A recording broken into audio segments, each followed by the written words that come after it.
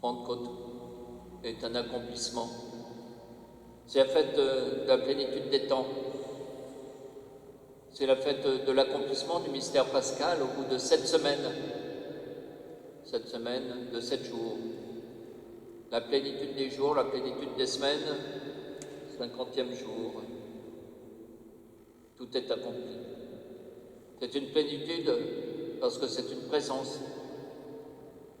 C'est une plénitude parce que s'accomplit la promesse de Jésus, de la venue de l'Esprit Saint, l'Esprit Paraclet. Le Christ ne nous a pas abandonnés, il nous l'avait dit, en retournant à la droite du Père. Il est présent et agit en nous, au cœur de son Église, par son Esprit. L'Esprit Saint est présent de Dieu, plénitude de Dieu et vie de Dieu. Il est présent aux deux sens du mot, comme cadeau et comme actualité. D'abord, c'est un don offert, un présent, un cadeau inestimable. Au jour de la confirmation, comme hier soir à la cathédrale pour les adultes, il est dit lors de l'onction du sacrème, soyez marqués de l'Esprit Saint, le don de Dieu. Pas tout ça. Ne dis pas soyez confirmés, soyez remplis de l'Esprit Saint, soyez marqués de l'Esprit Saint, le don de Dieu. Il est le don par excellence. C'est le don de Dieu donné aux hommes.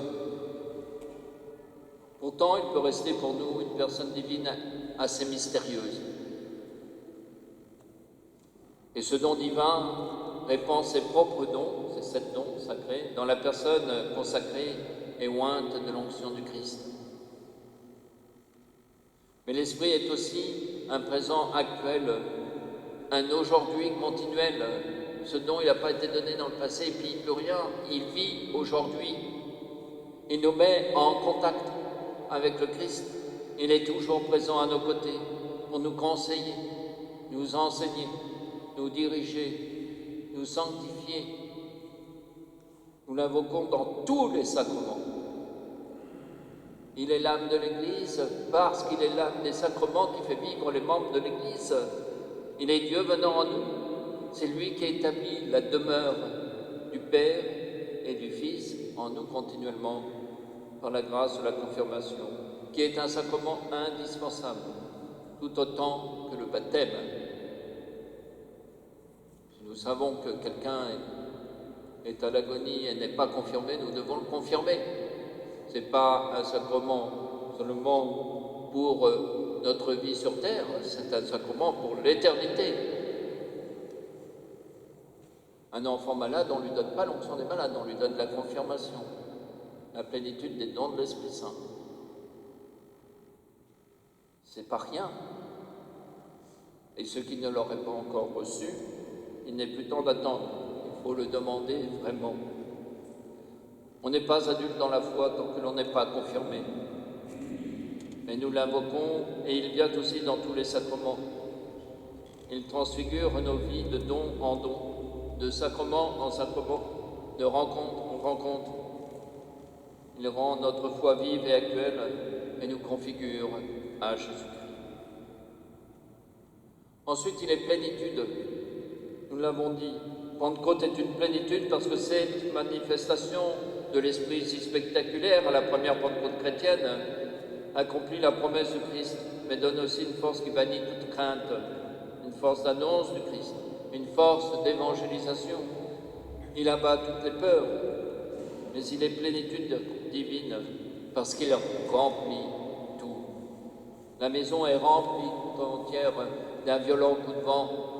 Les apôtres sont remplis d'Esprit Saint et tous, quelle que soit leur origine, leur nation, ne vont plus former qu'un seul peuple rempli de la présence de l'Esprit, rempli de la louange de Dieu, parlant la langue de Dieu. Voilà, chacun dans notre langue, nous parlons ensemble dans l'unité la langue de Dieu. Parler les langues, ce n'est pas faire des sons inintelligibles, c'est parler la langue de la louange intérieure, de la louange divine. tous ensemble, aussi bien que les 12 cénacles dans leur diversité, qui représentent toutes les tribus du peuple de Dieu, mais dans l'unité. Cela va se répandre à toutes les personnes présentes à Jérusalem et aujourd'hui à chacun de nous. Aujourd'hui, de toutes les nations, langues et races, comme dit l'Apocalypse, nous ne formons qu'un seul peuple croyant, qu'un seul peuple de louanges. C'est l'Esprit qui fait que l'Église est catholique. Et le mot catholique, qui ne veut pas dire universel, mais veut dire selon le tout, selon la plénitude du Christ, la totalité du Christ. Nous sommes le tout du Christ. L'Esprit est enfin vie de Dieu. Il nous fait vivre de la vie divine reçue au baptême pour l'éternité. Et saint Paul a bien compris l'action de l'Esprit Saint. Cet Esprit nous rend libres et nous met dans la vérité de Dieu. Vous n'avez pas reçu un esprit qui fait de vous des esclaves et vous ramène à la peur, mais vous avez reçu un esprit qui fait de vous des fils qui crient « Abba, Père ». L'Esprit Saint qui nous fait prier le Notre Père, que Jésus nous a appris. Mais il nous faut la force de l'Esprit Saint pour dire que ta volonté soit faite. C'est l'Esprit qui atteste à notre esprit que nous sommes enfants de Dieu et que nous pouvons dire Notre Père. Comme Charles de Foucault, je m'abandonne à toi, je me confie en toi. Il n'y a que l'Esprit qui peut nous faire dire cela. Mais fils et filles de Dieu nous rend fils et filles de l'Église. C'était la profession de foi de Sainte Thérèse d'Avila, je suis fille de l'Église. Et ce que l'Esprit me pousse à faire de la fondation de Carmel, de la refondation du Carmel, ça ne vient pas de moi, mais c'est au cœur de l'Église.